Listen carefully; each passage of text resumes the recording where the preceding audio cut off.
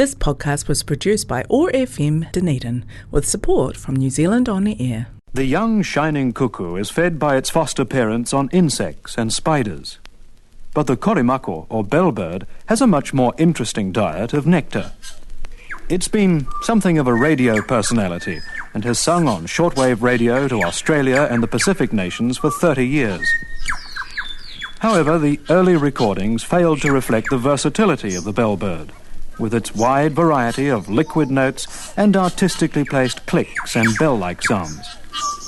It's not surprising that Maori mythology describes korimako, the bellbird, as the messenger of Tane, sent to herald the coming of the sun. Community or chaos? We can construct and nurture community or fall into chaos. Over the next hour, Marvin Hubbard hosts conversations toward creating a fairer, more equal society. Community or Chaos is made possible with the support of Quakers Aotearoa. You'll find them online at quaker.org.nz.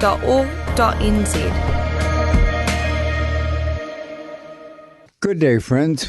Today we have Stephen Zunes from America, Professor of International Relations at the University of San Francisco, and Robert Patman, Foreign Policy Professor at Otago University, also specializing in international relationships.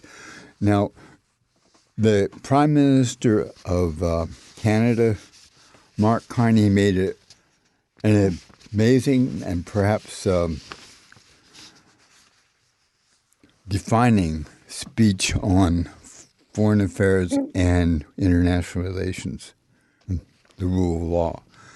So, Stephen, how would you like to talk about his talk and what it means? It was significant in a number of ways, in that Canada, historically the closest, most long-standing ally of the United States, essentially recognized publicly that Canada and much the rest of the Western world can no longer rely on the United States as the leader, which has been, the case, for nearly 80 years at this point. And so, and many Americans, I think, in certain way, were relieved that Carney was so blunt about this, that he acknowledged what I think a lot of us have been seeing as the reality. But, there's also some mixed feelings about that, because on the one hand, many of those of us on the left, have historically seen the United States in a more imperialist role, that our leadership was not always for the good. But when you are dealing with threats from, countries like Russia and China and others, and you're seeing the rise of the far right in various places, there is something to say for the liberal democratic worldview that the United States, at least in theory, represents. But obviously under Trump, we are abandoning that. And countries are going to have to make do, especially the middle powers. And of course, this is significant for New Zealand, as well as much of Australia, most of Europe as well. Now, there are certain critiques of what Carney said, from the left, and one could say that, well, he, this is the world order did not die with Trump's threats on Greenland, but in allowing Israel's genocide to go forth in Gaza, with the effective recognition of Israel and Morocco's illegal annexation of territories seized by force, that when violations of international legal norms happen to countries in the global south, Canada and other countries are willing to look the other way. But when it's done, when a NATO power is threatened, when Denmark is threatened, then suddenly they'll come to the defense. And he's trying to save the neoliberal order, which of course there are some critiques of that as well. but I think but even though I think there is some validity to those concerns, I think overall it was a sad but necessary step I thought for Canada to. Yeah, go ahead. I thought his speech was quite interesting because he actually made concessions to the hypocrisy of the previous world order, saying that certain powers privilege themselves under the order. But yes, he did acknowledge that, and that part was not highlighted as much as it should have been. But I really did like that part, that he did acknowledge it was uneven, and it's always been uneven, and that people did not acknowledge it. Indeed, he used Václav Havel's famous essay where he talked about the sign in the window of workers. Now, how do you think this speech has been received? Both. And so that he was saying, we've always put the sign in the window, pretending it was and somewhat true, but indeed it is not. And so I think that in that sense, I think he did go further than some people thought. Certainly further than people would have expected. Some things that I mentioned earlier. Yes, exactly. Yeah. How do you think either of you, how do you think that was received first, Stephen? How was it received in America? Not just by Trump. We know how Trump receives opposition, but could I jump in there? Sure. I agree with what Stephen has said. I would just add that I think there has been a real vacuum of global leadership in the 21st century. And although we've had intensified great power rivalry, there is no suggestion that great powers can really run the world, because many of the problems in the world are just too big for them to handle. And I think also what was, important to keep in mind is the rules-based international order has been in trouble in the post 9/11 period. There's been a series of landmarks, starting with the illegal US invasion of Iraq, then the annexation of Crimea, China's unwillingness to accept the Permanent Court of Arbitration ruling in 2016, then, of course, the full-scale Russian invasion of Ukraine. That's the backdrop to the second Trump administration. And it seems to me what Carney was saying was powerful for two reasons. First, it was defiant, and it was also serving a warning to many liberal democracies, which Canada's actually been the exception under his leadership, which have pursued a softly approach to the Trump administration. If you take New Zealand as an example, but it could also be looking at the UK or France or Germany to some degree. Many of these countries have profoundly disagreed with Trump's foreign policy, but they've chosen to praise him, indulged in flattery, in the hope that Trump could moderate over time and be nudged into a more sensible foreign policy. I think what Carney was saying was that game is over. There's no prospect of Mr. Trump, if you like, sharing values and interests of most liberal democracies, and they have to get real and recognize that. I think the second thing, sorry. And that's particularly...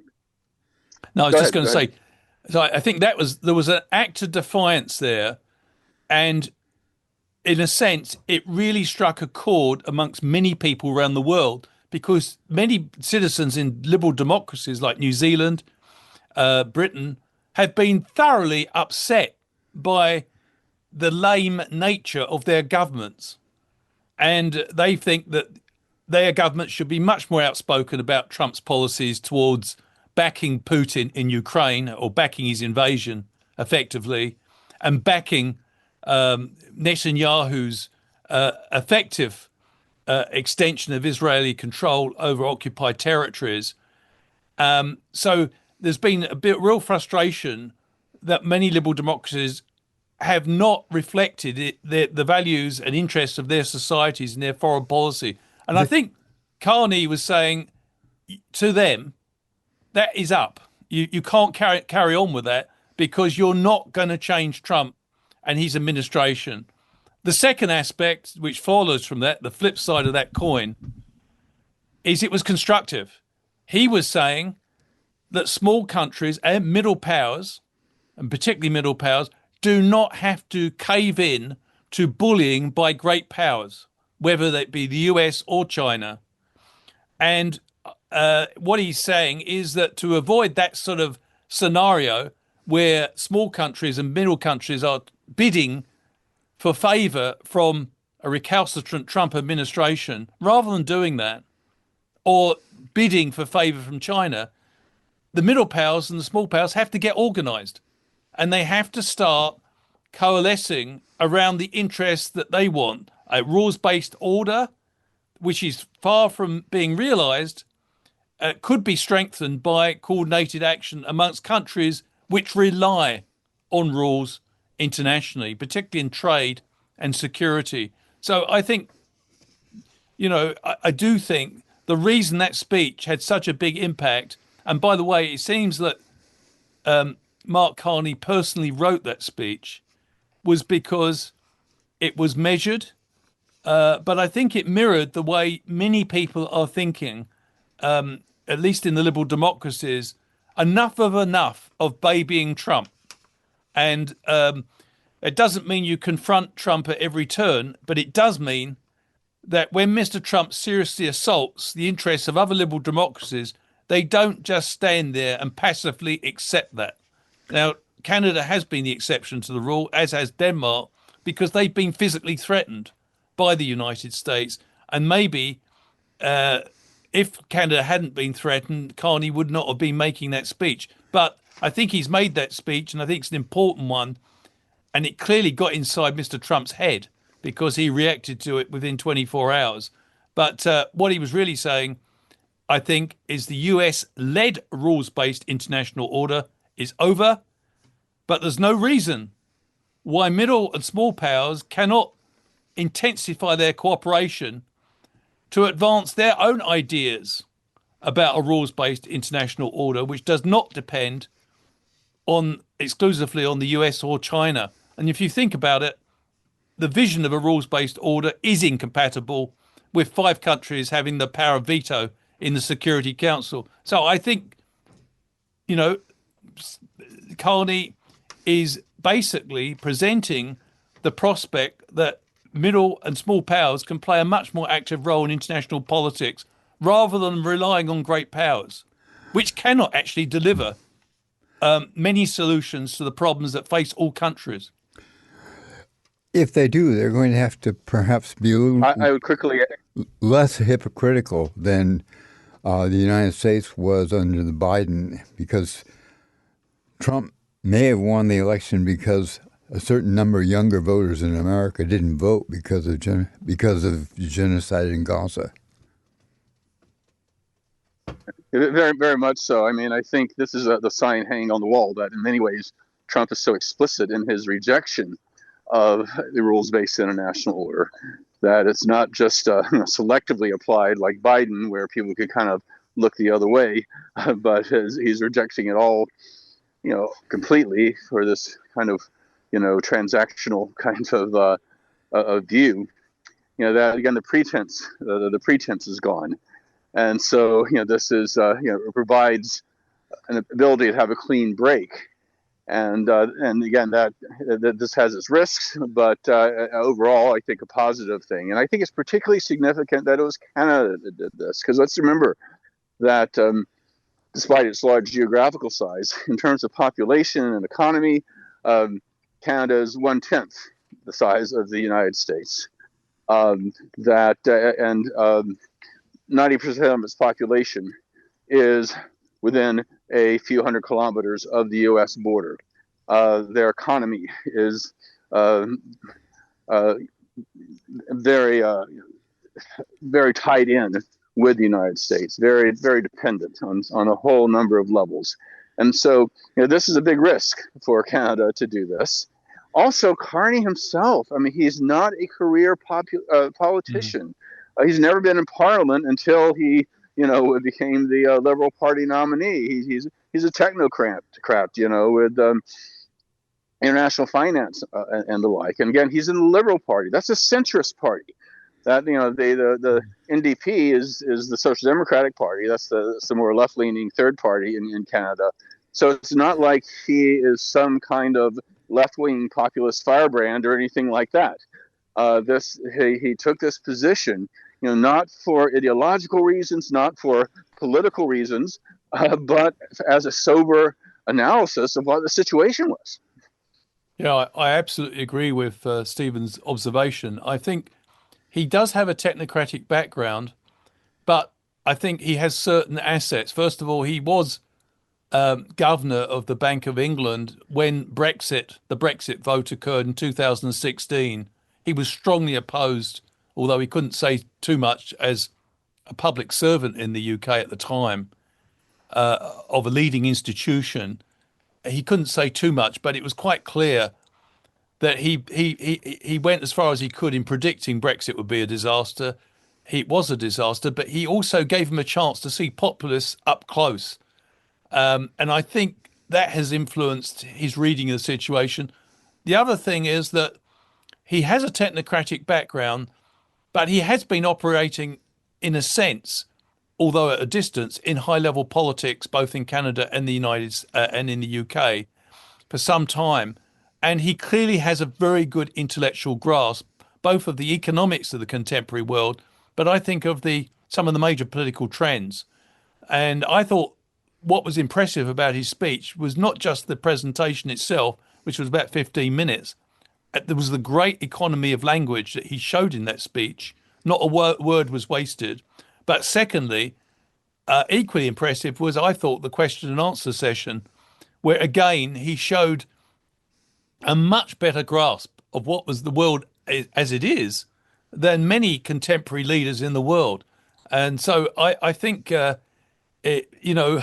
just because Canada is a relatively small player, it certainly has probably, if you look at the current leadership in the world, one of the most outstanding leaders.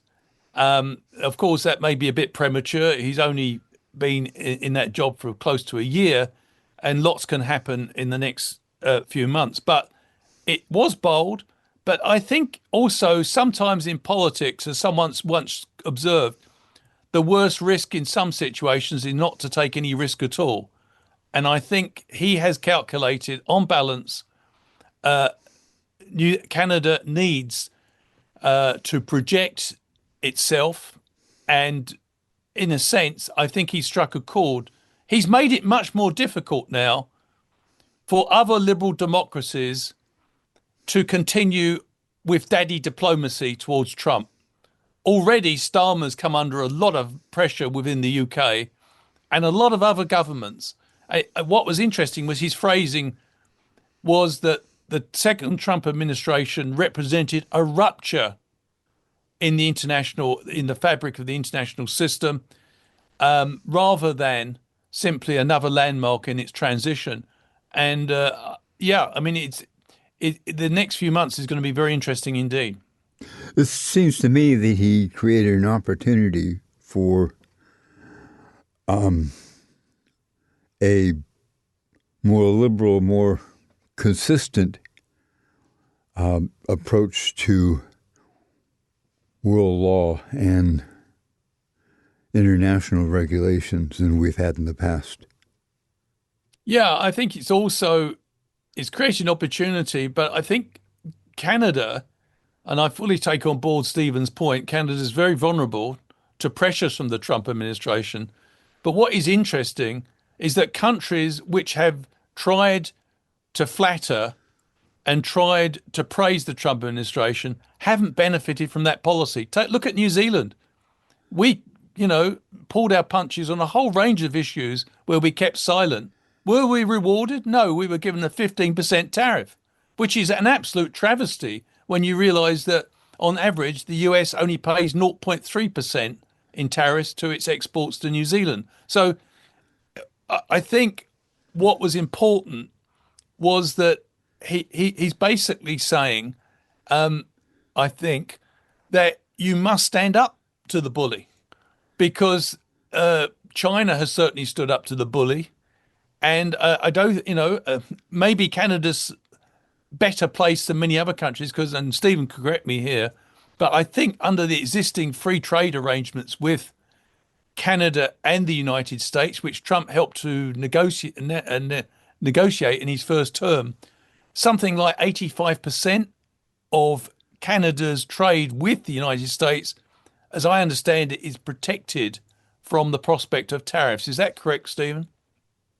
I'm not sure of that the figure. That does sound right, except that Trump has violated a number of terms of that very agreement already. Yeah, and it really doesn't seem to be bound by it. I understand in July it's going to be, they have to renegotiate it. Yeah. I think the interesting thing here is that, I think that Carney just, politics is often about difficult choices. It's often about choosing between the intolerable and the disagreeable. I think Carney would rather not have to make the position that he's now adopted, but he may feel he's got no choice. And that strategic partnership agreement with China was significant, not because it means that China or Canada is going to become a stooge of China. It mirrors, by the way, the sort of approach New Zealand took in 2008, where you recognise that China's a dictatorship, but you also do not rule out the prospect of common economic interest between a democracy and an authoritarian state. So I think, in a sense, he's calling Mr. Trump's bluff to a large degree and inviting, by implication, small and liberal democracies, middle powers, I should say, to do the same. Well, and, the role of great powers in the 21st century has been hugely exaggerated by many commentators. They often talk about middle powers as if they're just pawns in a great power game. And that simply is not true. And so, in a sense, I think Carney's analysis is that the autonomy of great powers has diminished significantly in the 21st century. Middle powers and smaller countries, if they're organised, can be far more influential than they realise, mainly because many of the problems we face, that is all states, do not recognise borders. So they've got more leverage than before. But it's interesting speech. And the other thing it does, and Stephen, I'd love to hear his views on this, I think it gave encouragement to those Americans who were demoralised by so many liberal democracies practicing daddy diplomacy towards Trump, flattering him at every turn, when Americans that oppose Trump within the United States have witnessed a march towards a more autocratic system in the United States, and they were crying out. And I found Gavin Newsom's comments at Davos very instructive. He immediately said the Europeans have been pathetic, they're his words, not mine, in dealing with Trump. He said, for God's sake, develop some spine. I think Newsom was reflecting the frustration of many Americans about their liberal democratic allies. And I think Carney, in a sense, his comments would empower those opposing Trump to some degree in the United States. And, of course, events on the ground, tragic events in Minnesota, will also do that as well. But it does seem to me that he's giving, you could argue, the softly approach previously adopted by many liberal democracies had to somewhat betrayed those Americans opposing Trump's authoritarian brand of leadership in the United States. And maybe Carney has ended that phase, and that those Americans opposing Trump may feel they're getting much more solidarity from other liberal democracies.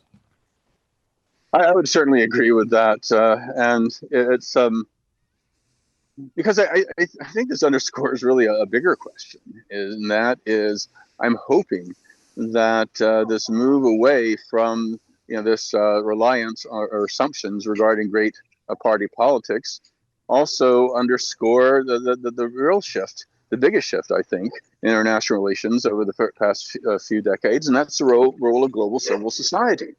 That we are that it is the decisions that are made on the street can have a huge impact, not just the decisions that are made in world capitals. And I think I've been really, I've been one of the most outspoken critics of U.S. imperialism and interventionism and all sorts of things like that. But I really get disgusted when there are people who are claiming somehow the United States was behind the popular uprising in Iran or other kinds of challenges to autocratic governments around the world. Because yes, the U.S. has engaged in coups and things like that, but we're not any more responsible for getting, hundreds of thousands of people out in the streets than the Soviets or Cubans are responsible for every, socialist revolution during the Cold War.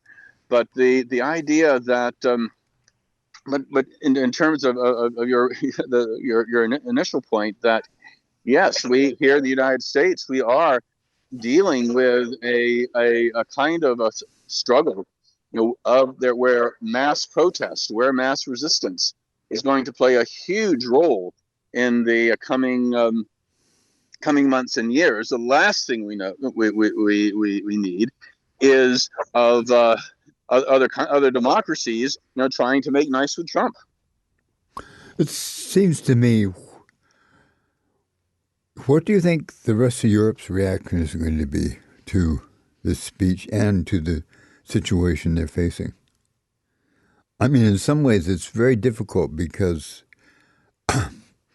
Ukraine's still being attacked, and one doesn't have complete faith in Trump as arbiter or negotiator as far as Ukraine's security and well-being is concerned.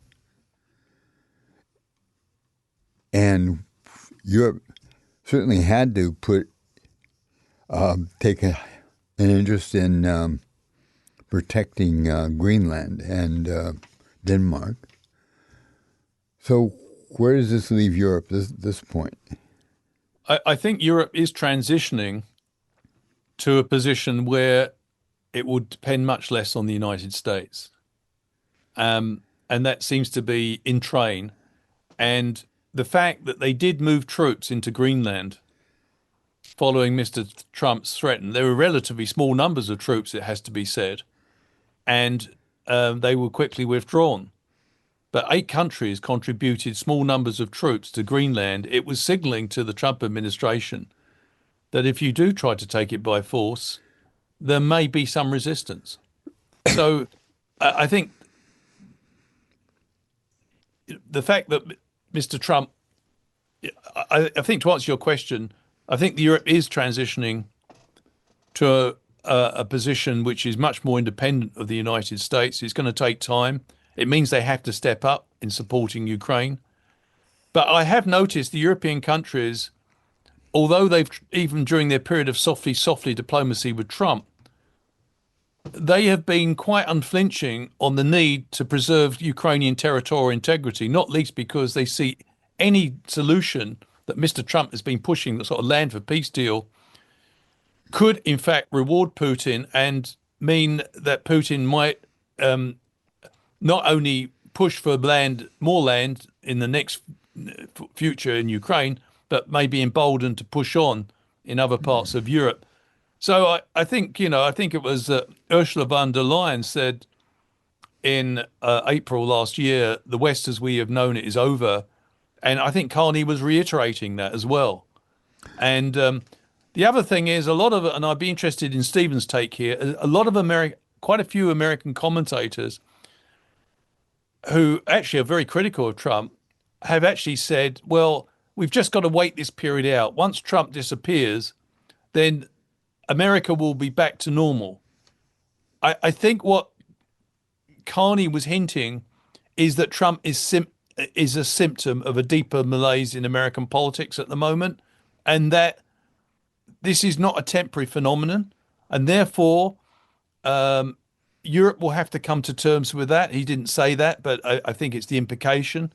And it comes back to your question, Marvin. I do think, in some ways, maybe that's a good thing. America still has a lot of troops, I think 100,000 troops in Europe. How long it will maintain that commitment, I don't know. But I do not think, from a European point of view, they can depend on Mr. Trump to lead the charge to eject Russian troops from Ukraine. And all of Mr. Trump's proposals have been based on essentially Putin's terms for settlement in Ukraine, which is unacceptable to most Europeans, except, of course, for Putin's allies in Hungary, Mr. Orban, and also Slovakia. Mr. Orban may well be in trouble politically in Hungary with the elections coming in April. But yeah, I do think we are witnessing a real breach, or to use Mr. Carney's words, excuse me, a rupture in the transatlantic relationship.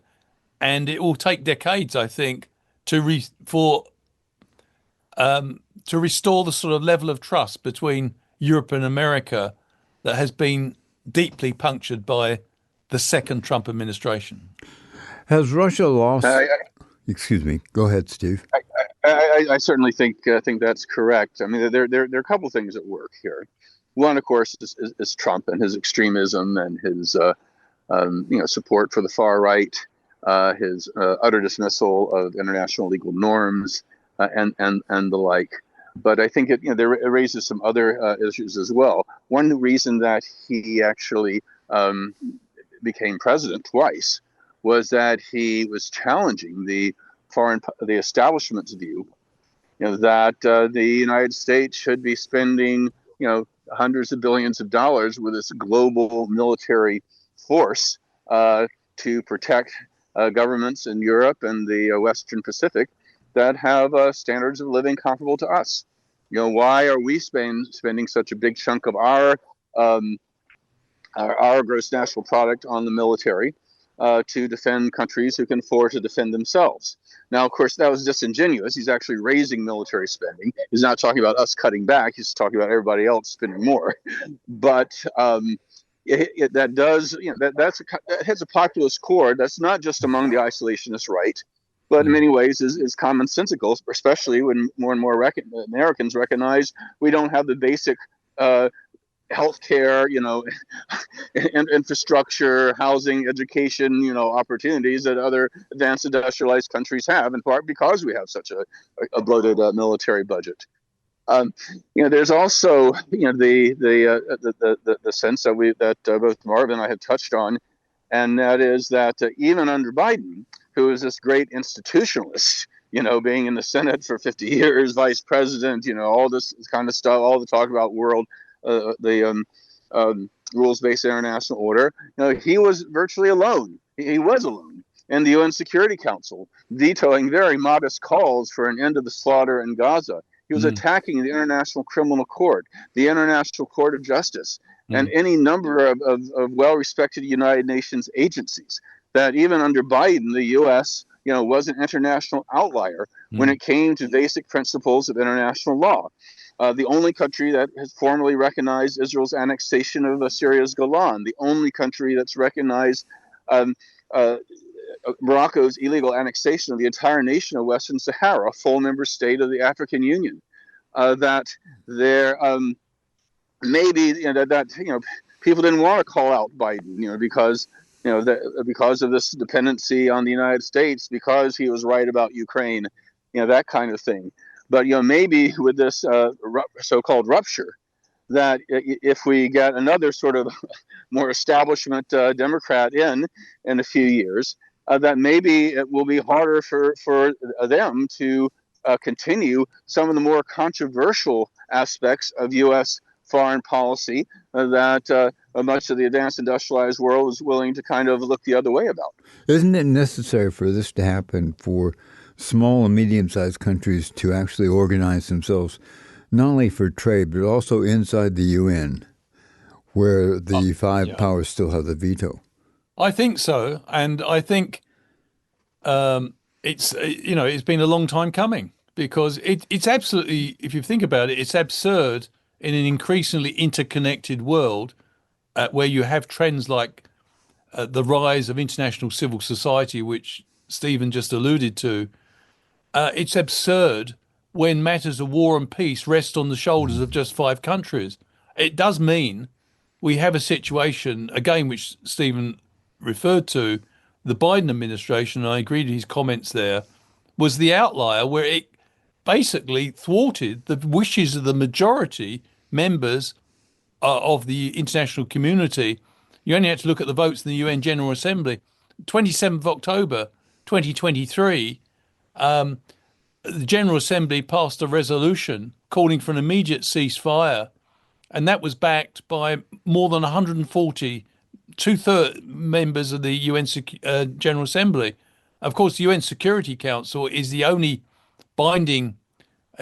organisation which has binding resolutions, and the US exercised the veto 6 times over 2 years to perpetuate a conflict that killed more than 70,000 Palestinians, 70% of whom were women and children. And the US was probably complicit in acts which have been widely recognized as genocide. So it seems to me that it's difficult for small and middle powers to recognize, I think, that great powers can't solve their problems for them. And the veto mechanism artificially inflates the power and the influence of great powers. It suggests they have more power than they really do. And I do think what Carney was arguing is that we do have to see middle powers and small countries saying, well, just because the United States doesn't like free trade under Mr. Trump, that doesn't mean we've all got to abandon free trade. Or just because the United States no longer believes in democracy under Mr. Trump, that we all have to become friends with China and Putin to please Mr. Trump. But so, I do think they have much more autonomy in the 21st century than they did previously. It's not because our great powers today are weak. Far from it, they're stronger than ever. It's just the ability to make use of that power has diminished, not because of their own situation, but because of the circumstances of structural change in the international arena. There are no unilateral solutions to climate change. There's no unilateral fixes for transnational terrorism or problems of economic contagion. So, in a sense, I do think in the 21st century, unlike perhaps previous centuries, small and middle powers have much more opportunity to practice what might be described as bottom-up multilateralism, which is getting together to pursue things that matter to them. After all, we are talking about the majority of countries in the world. How many countries are middle powers and small powers? Probably more than 180. And, so I do think they will have to start demanding things like reforming the UN Security Council. That won't be easy. No one's saying it's easy, but the alternatives are even worse, which is to solve problems that threaten everyone. These small powers, I think if they're going to be stable, have to be very careful that they represent the majority of the voters, that they're representing the common good, because I think the very moderate social democrats have often lost out because they've lost the belief of the voters that they are being represented well. And I think even Carney has to worry about how he talks about Quebec. I think, though, that some of the basic things we're talking about, such as international law, such as some kind of rules-based order, I mean, that is something that either for moral or pragmatic reasons that I think the majority of people could buy into, especially if you're a middle power or an even smaller country, because I mean, even though the United States played a major role in the establishment of modern international law, the beneficiaries tend to be those that don't have the power to unilaterally exert their will militarily, and so everybody who really has a stake in trying to keep something something together, and this is something that I think can indeed get the majority of support. I mean, there are some Americans and probably some Chinese or Russians who are arrogant enough to say, oh, we're big and strong and powerful enough that we don't have to pay any attention to this because we can exert our will militarily. But there are very few countries that can do that. And so I'm pretty confident that they will indeed have the majority support. And I'm really glad that climate change came up, because that is something that obviously the entire international community is going to get behind. And one of the things that's so crazy about Trump's hostility towards renewable energy and his push, for gas and coal and oil and the like, is that the U.S. could be a leader in this regard, but we're essentially surrendering it to China. I mean, the future of the global economy is going to center a lot around renewable energy. And in fact, one thing that Biden and Obama pushed really hard, was in addition to the obvious environmental, moral arguments, et cetera, about fighting climate change, is that is the future. And are we going to be a leader, or are we going to be an also-ran? And so I think given that historically the world has looked, in modern history anyway, the world has looked to the United States to be the great technological innovator, to be the great economic innovator. But in the way where the global economy is going, and again, it's going to be centered around renewables.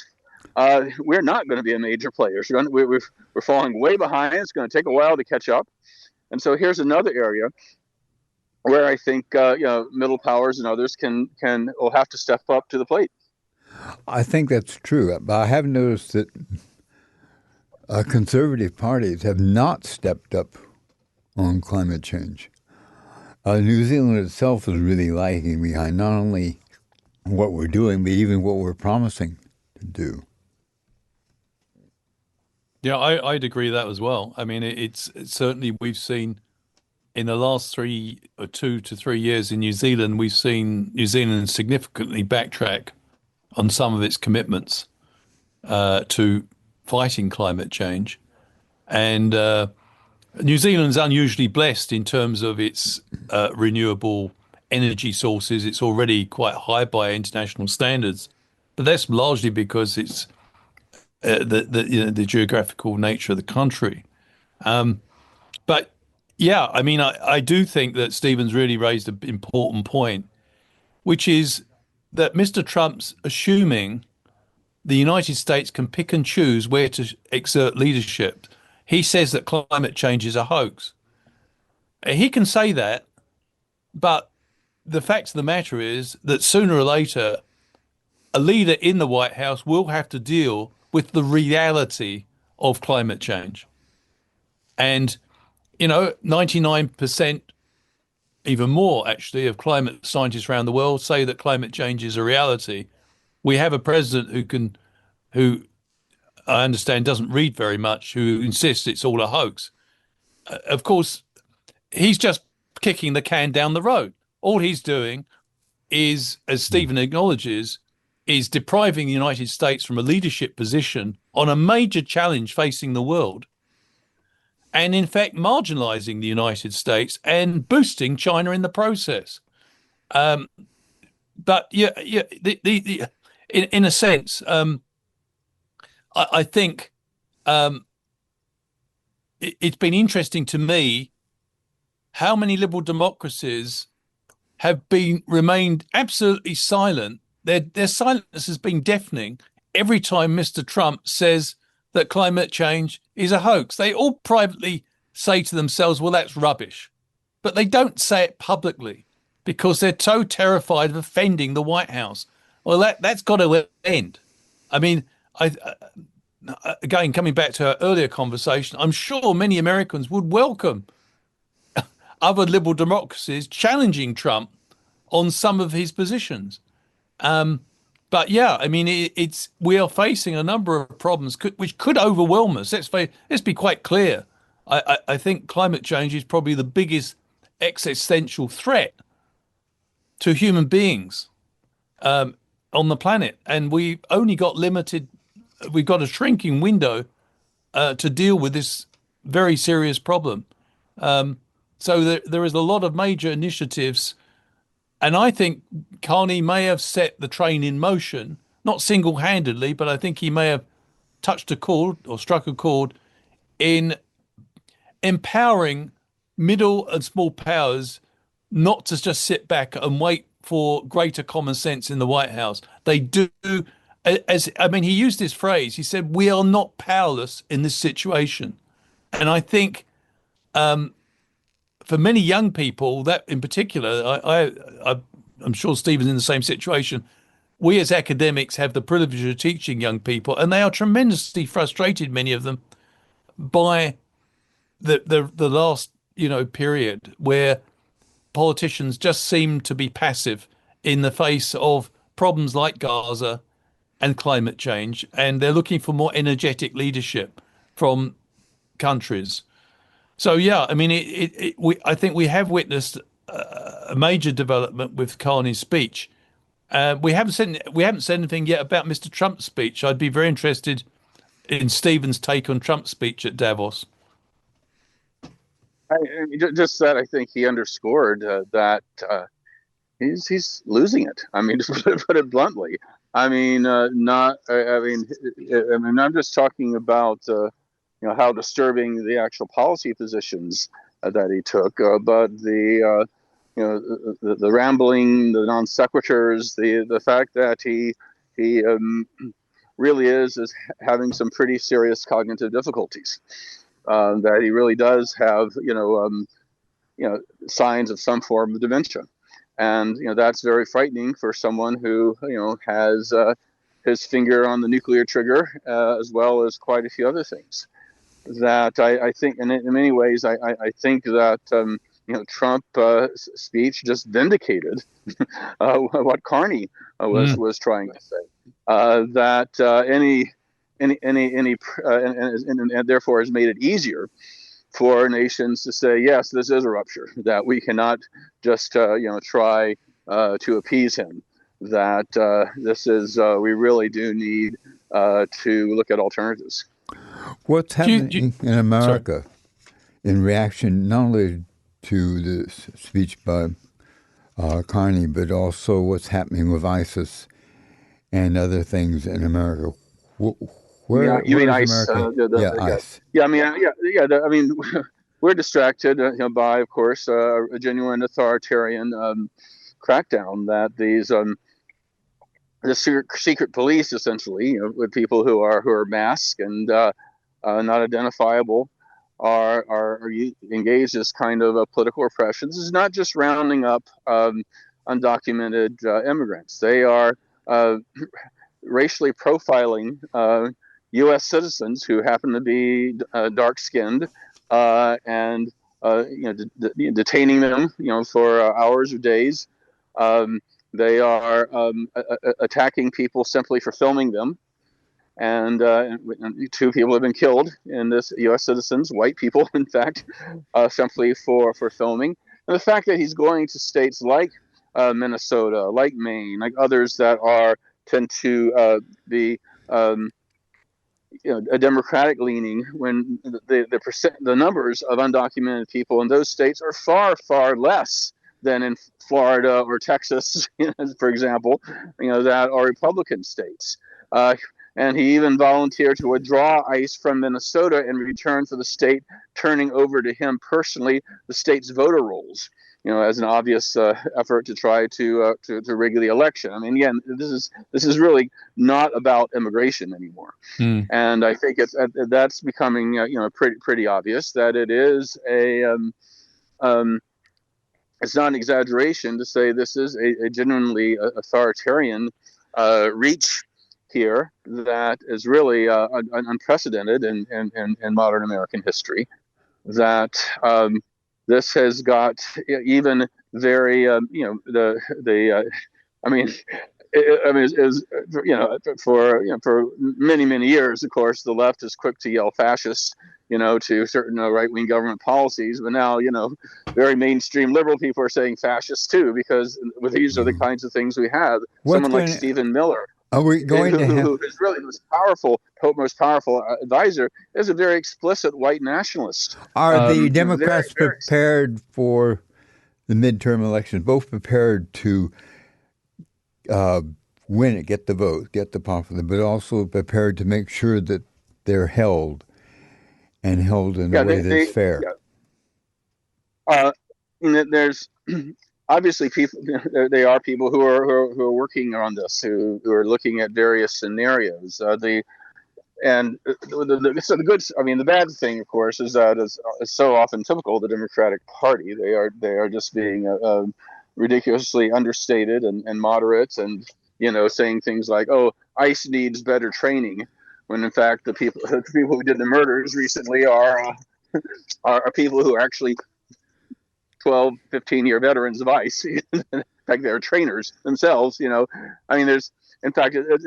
a blend of jokes and political cartoons, just how wimpy the Democratic response has been. But because of this, we're starting to see, candidates for office who are starting to speak up. Gavin Newsom, he's actually, pretty mainstream neoliberal corporate type Democrat, but he's been really, rising to the fore and being quite blunt and explicit. And we're seeing this in a lot of other places. So, yeah, I could go on and on about how frustrating and disappointing the Democratic response has been.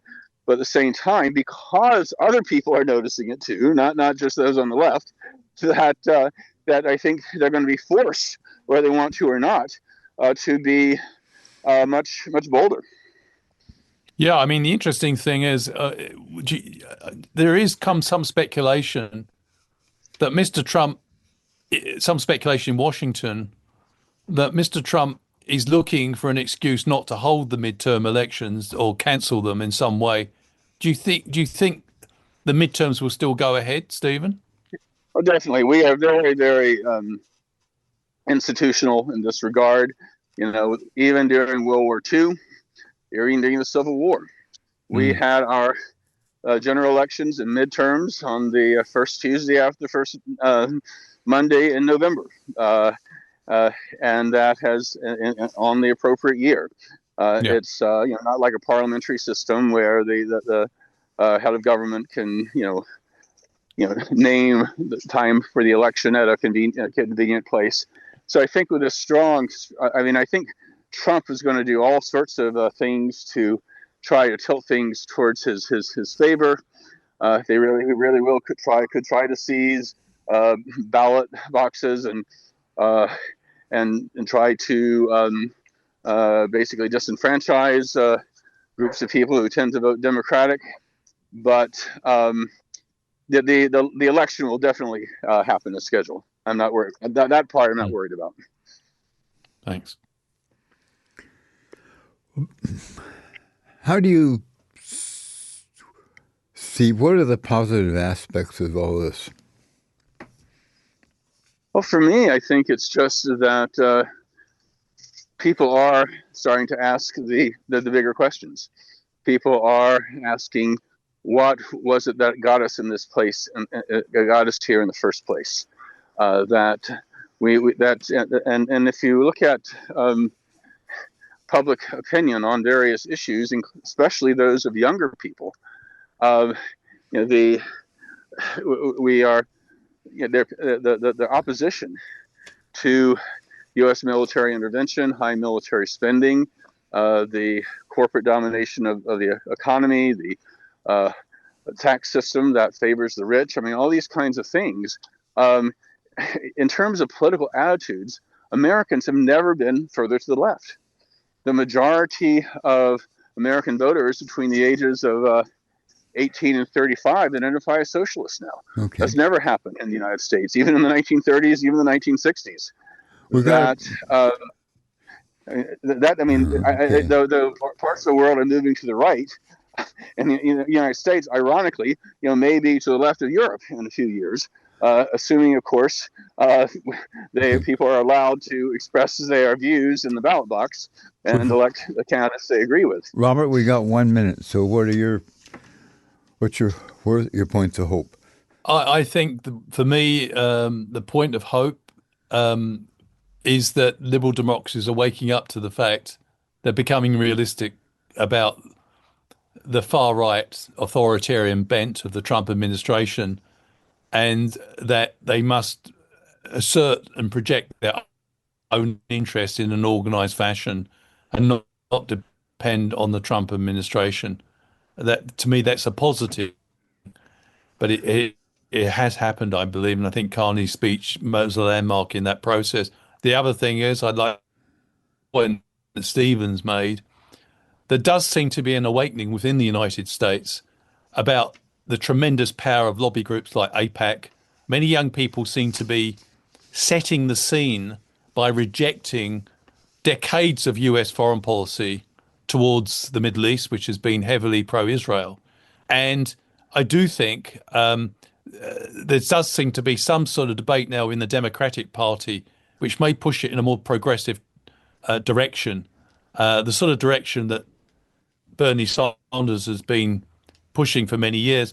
I do think one of the debates that's gone on, I'll finish on this point, is how to oppose sort of far-right government like Trump's. And there was, I think, the view within the Democratic Party to try and meet it halfway, whereas the progressives have argued, no, you have to come up with a positive and quite different agenda so you can contrast it. And I think that there is a view growing in the Democratic Party in the United States that you can't simply split the political differences with the Trump administration or compromise with it. You do have to offer ordinary people a much more positive agenda. Thanks a lot for both of you. This podcast was produced by OAR FM Dunedin with support from New Zealand On the Air.